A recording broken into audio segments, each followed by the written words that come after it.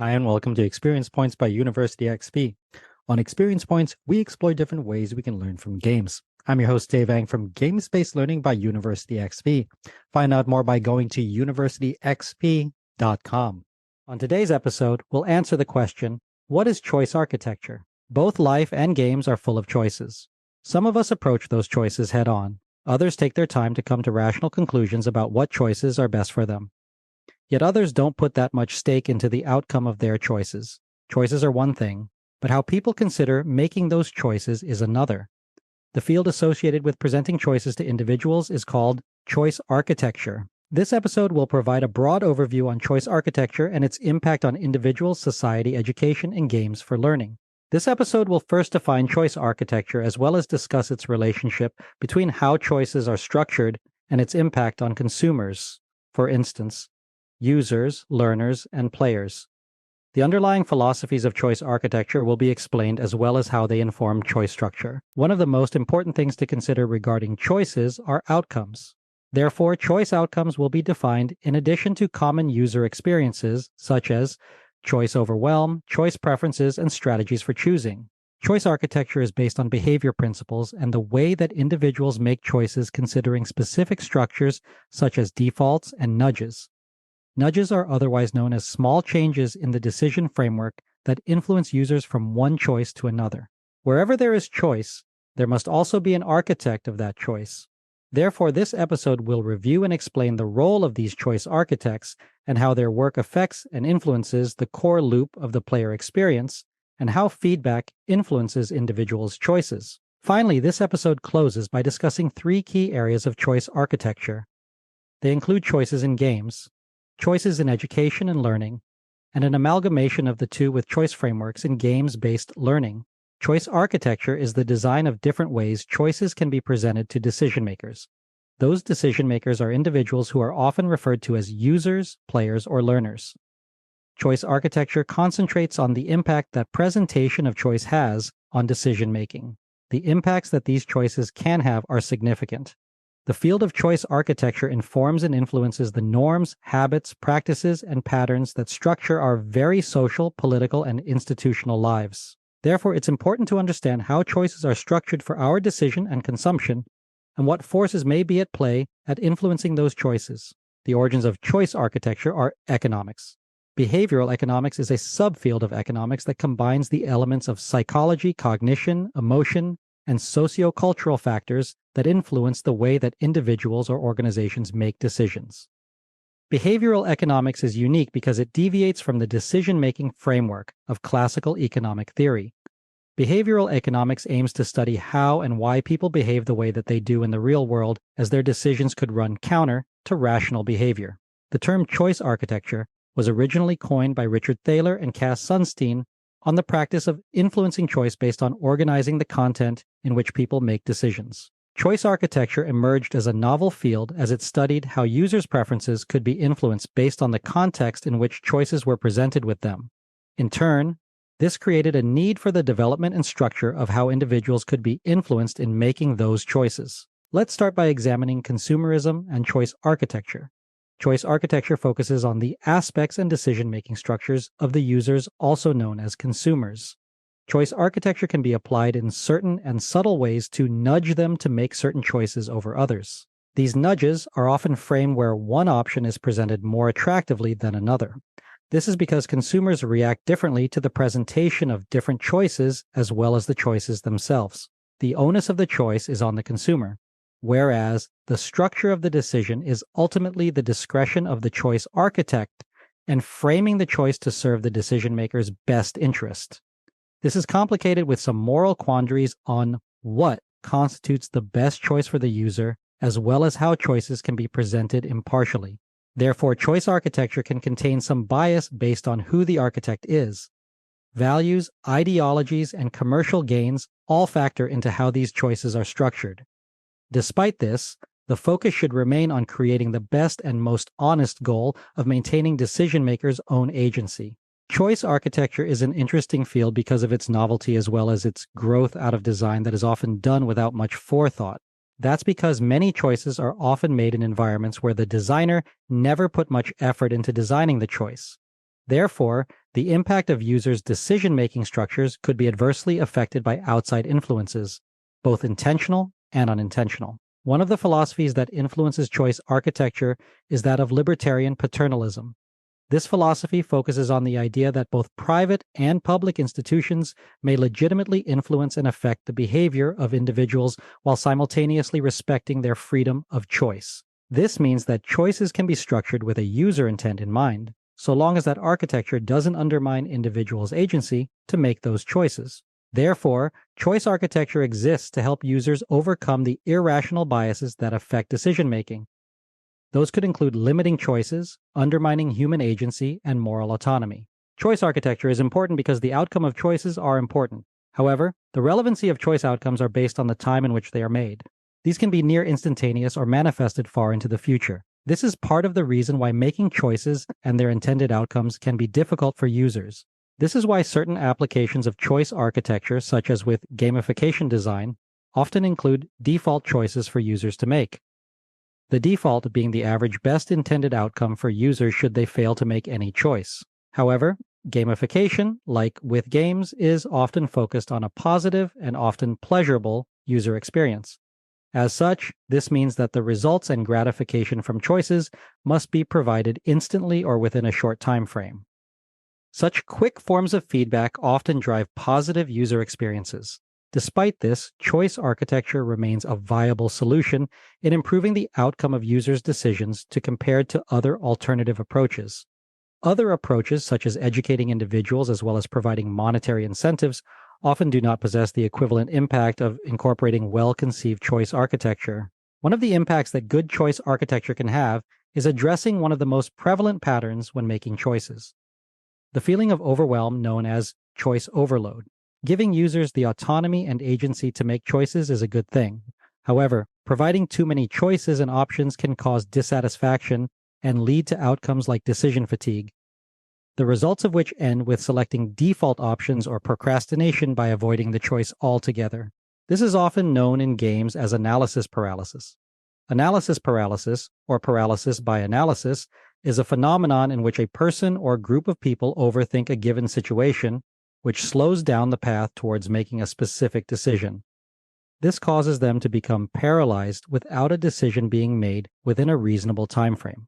There are often viable solutions for addressing choice overload, one of which is through the intervention of choice architects by limiting alternatives or providing guides for making the best and most informed choice for users. Now let's discuss the structure of choice architecture. There are some options when creating and determining choice architecture. They involve focusing on certain strategies, such as determining the number of alternatives, creating decision aids to guide a user through the process, determining default options, framing decoy options, and providing different choices over time. All the options are selected to usher users throughout this process.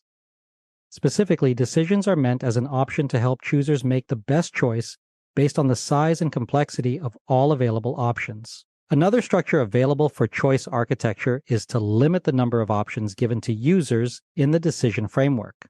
This provides them with a limited set of what they can choose. However, these reductions in choice may lead to negative impacts on their overall welfare. Perhaps one of the most common considerations for structuring choice architecture is dividing up the task into two separate categories. The first category involves determining which choices are available for the user, often called the choice set, whereas the other category describes and frames the choice for users, otherwise called the decision framework or decision matrix. Now it's time to discuss different choice architecture strategies. Remember, the overall goal of choice architecture is to reduce the cognitive load of users and aid them in efficiently making decisions that are in their best interest. Therefore, the way that choice architects structure decisions have an outsized impact on the actual choices that people make. This is even more critical when there are a greater number of choices available to users. As such, a more robust choice architecture will provide the necessary structure to influence and affect outcomes for users. To achieve this, choice architects often employ one of the 6 elements of choice structure. They include reducing choice overload, defaults, choices over time, partitioning options and attributes, avoiding attribute overload, and translating attributes. Choice overload is focused on presenting users with an ideal number of choices. These are presented to reduce the cognitive load which is required from users to make said choices. This often influences default options.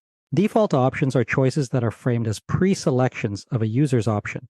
This means that users will often select the default and usually easiest option. Examples of choice overload can be seen when consumers review a menu of options at a restaurant.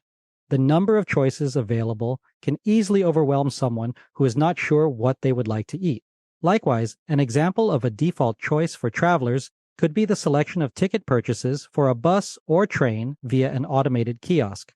Without further information, the kiosk can assume that the traveler would like to take the next scheduled departure for their intended destination. It's up to the user to change the time of their departure ticket. Another strategy is implementing a choice dependent on time. This could affect users with several biases who are attracted to immediate benefits that they could experience now versus benefits that they could experience later. This could be connected to the aspect of partitioning options and attributes to the choice structure. This means that users often group like attributes together to make a decision. Such decisions could include a purchase of something with characteristics that they need versus those that they want. This could be connected to the aspect of partitioning options and attributes to the choice structure. This means that users often group like attributes together to make a decision.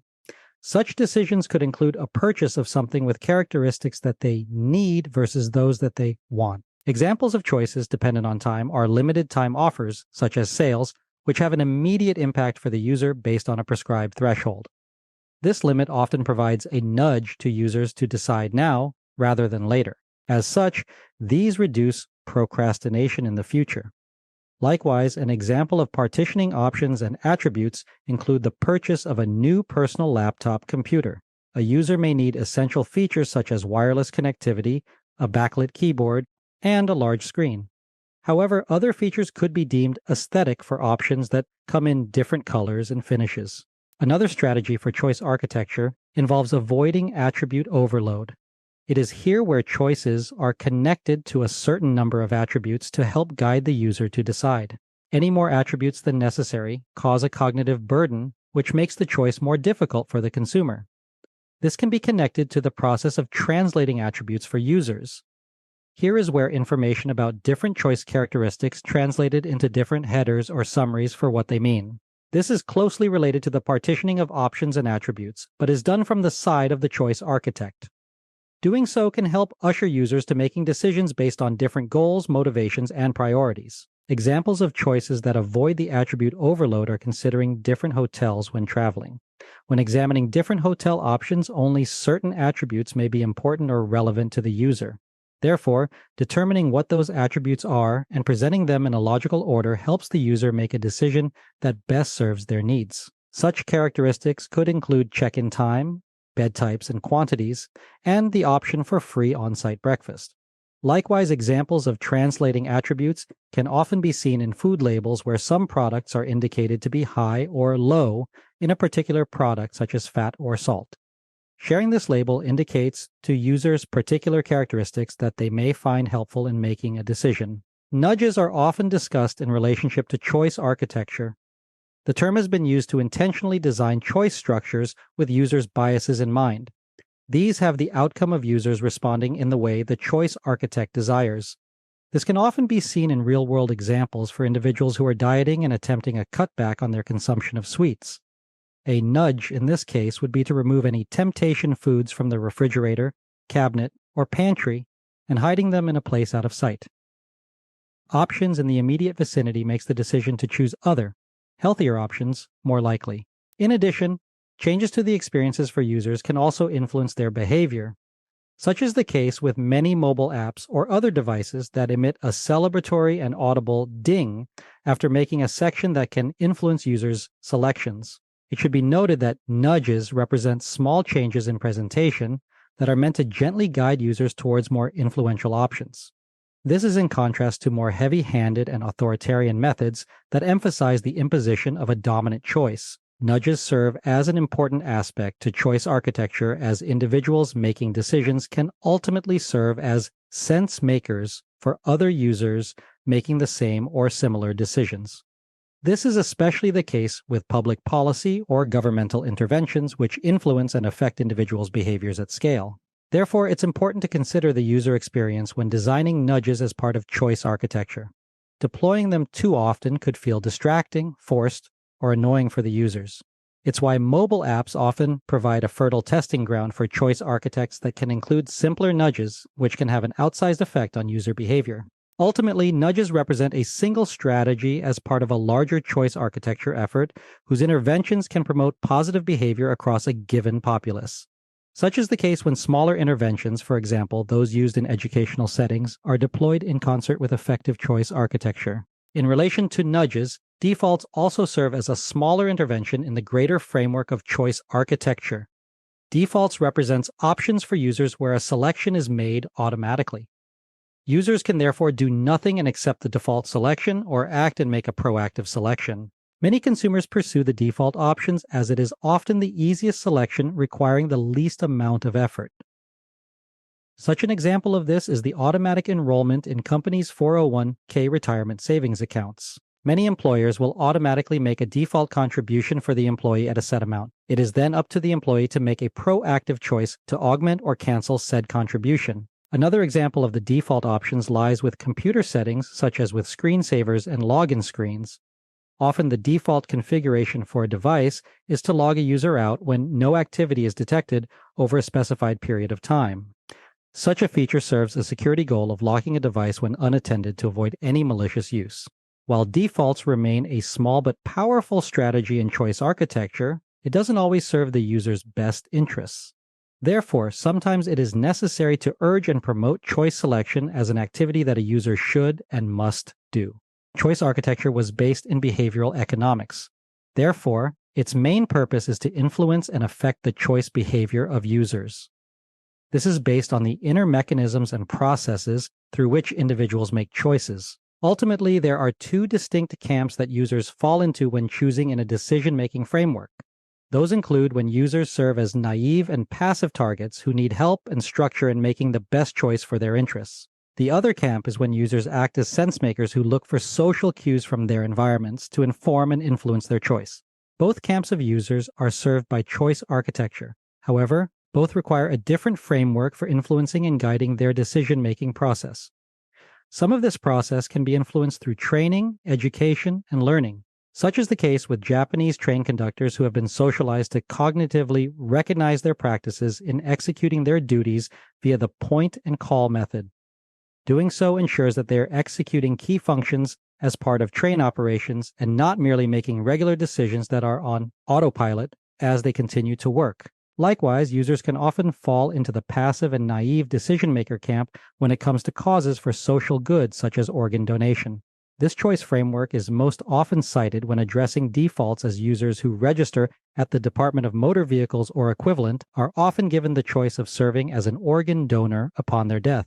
However, the program has much greater social good when the default choice is set to yes, rather than the opposite mode of opt-in, which requires users to make an active choice to participate. Such a default makes the choices for users and requires them to act in order to opt out.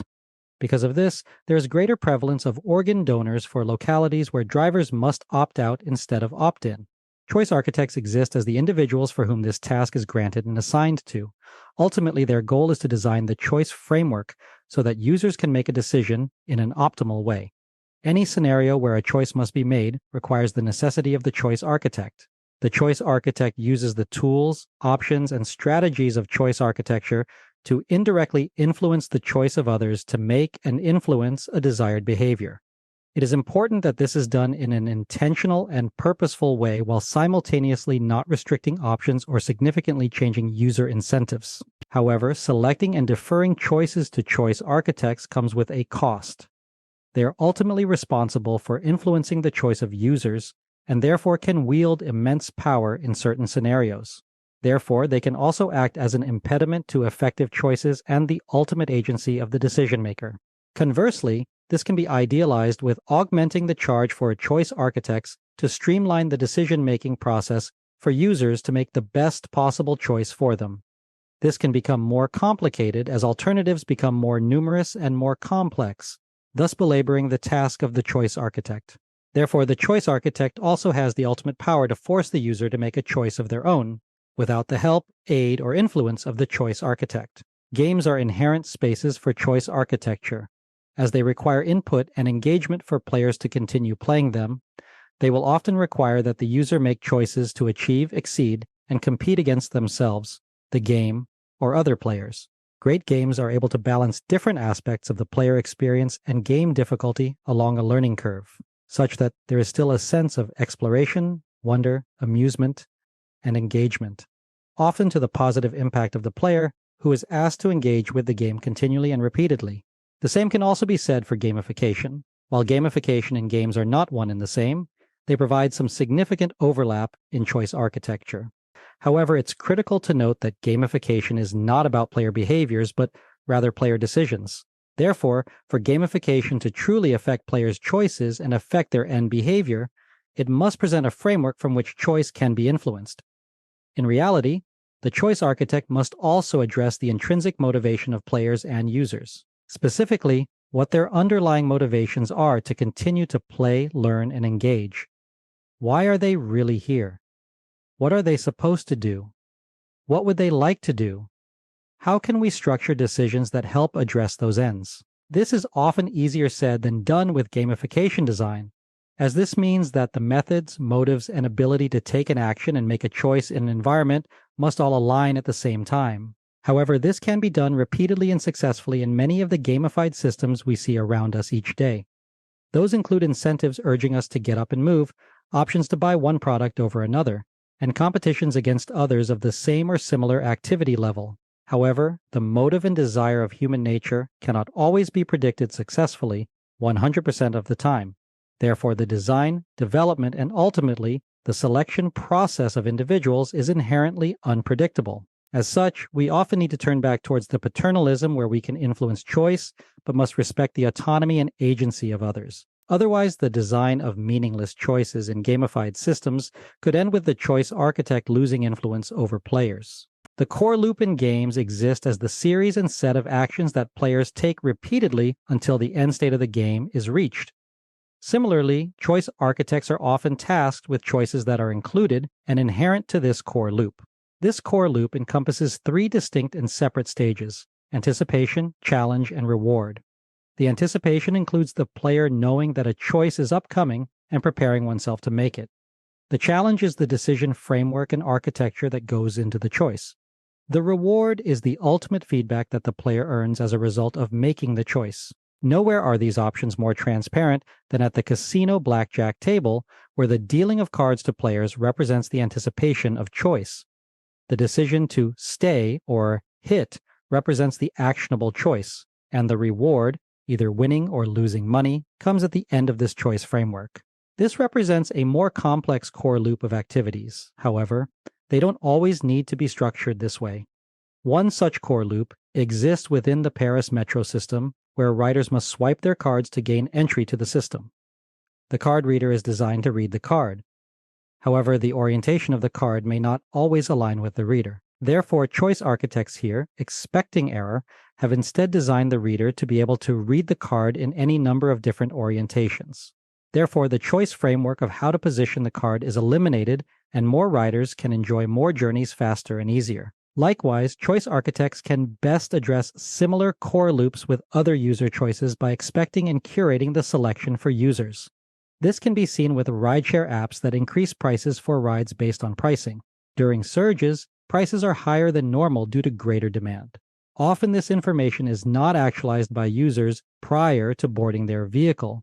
So, creating a framework where users must make additional decisions to opt into the surge pricing is made clear. Therefore, they become cognitively aware of the additional pricing at this time. Choice architecture is inherent wherever there is a choice to be made by a user. We've discussed that choices appear and are a part of games. They are also a part of games-based learning. Choices here are created in a learning environment in a way that influences the decisions that players make and the paths that they take within the game. One of the most prolific examples of choices here are in choose-your-own-adventure books or decision-based narratives where users make choices that reflect their own agency and autonomy. Likewise, they must often suffer the consequences or rewards from such choices. As a whole, Choice architecture in games-based learning is used to guide players towards desired learning outcomes by presenting them with choices that encourage them to engage with the game, and by connecting with the material in a certain way. This is often observed in simulations where learners are asked to engage and take actions that best reflect a new process, policy, or knowledge that achieves a specific and desired outcome. Such engagement provides a venue for learners to apply knowledge experientially. Choice architecture serves as a critical aspect to designing serious games, educational games, and learning games when attempting to influence learners' and players' behavior. When given the option, players should engage with learning content in meaningful ways where choices are structured to put knowledge into practice.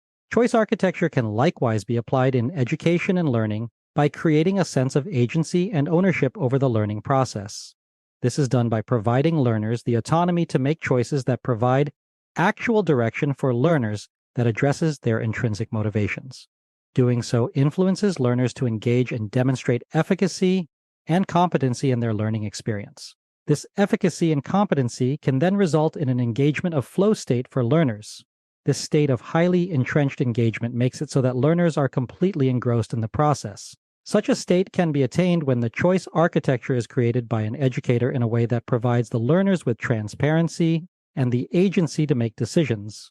Those decisions can be further reinforced through different choice architecture strategies, such as using facets to narrow down options that will have the biggest impact for the learner. Another strategy involves the application of comparison tools, which allow learners to examine and compare different attributes of selections based on their desired outcomes. This strategy ultimately addresses the question for most learners: what are the learning goals and what is the path to achieve them? This is further reinforced through the dissemination and transparency of terminology that is relevant and critical for students' learning. This episode explored the different applications of choice architecture. It started out with a definition of choice architecture and the role that it plays in consumerism, users, and players. The philosophy of choice architecture was discussed, as well as how choice architecture is structured. Different outcomes and their meanings for users was covered, as well as choice overwhelm, otherwise known as analysis paralysis, when structuring user experiences. This was discussed in relation to different aspects and approaches to choice architecture. Strategies of choice architecture, as well as the influence of choice over the behavior of users, was also covered. Specific aspects of choice frameworks were described, which included the power of default choices, as well as making small changes to choice architecture known as nudges that have an outside impact on behavior. The role of choice architects was defined in relation to the core loop of choices and feedback in choice architecture, choice frameworks in games, choice frameworks in games-based learning, and finally, choice architecture in education and learning. I hope you found this episode useful. If you'd like to learn more, then a great place to start is with my free course on gamification. You can sign up for it at universityxp.com/gamification. You can also get a full transcript of this episode, including links to references in the description or show notes. Thanks for joining me. Again, I'm your host, Dave Eng from Game-Based Learning by University XP. On Experience Points, we explore different ways we can learn from games. If you like this episode, please consider commenting, sharing, and subscribing. Subscribing is absolutely free and ensures that you'll get the next episode of Experience Points delivered directly to you. I'd also love it if you took some time to rate the show. I live to lift others with learning, so if you found this episode useful, consider sharing it with someone who could also benefit. Also, make sure to visit University XP online at universityxp.com. University XP is also on Twitter at university_XP and on Facebook and LinkedIn as University XP. Also, feel free to email me anytime. My email address is dave@universityxp.com. Game on.